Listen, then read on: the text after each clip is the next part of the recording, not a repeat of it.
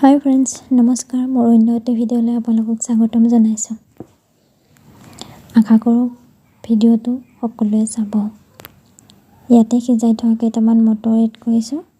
তাত লৈছোঁ সৰু সৰুকৈ কাটি থোৱা কেঁচা বিলাহী এটা।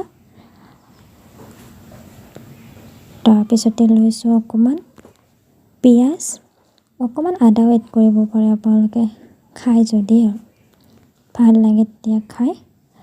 তাত আকৌ সিজাই থোৱা আলু আছিলে দুটা, তাত ডাঙৰ ডাঙৰকৈ ৰাখিব, অকণমান ইমান পিটিকি নিদিব, তেতিয়া অকণমান ভাল লাগিব খাই। ইয়াতে মই ভোট জলকীয়া দিছোঁ, আপোনালোকৰ সোৱাদ অনুসৰি জলকীয়া দিব,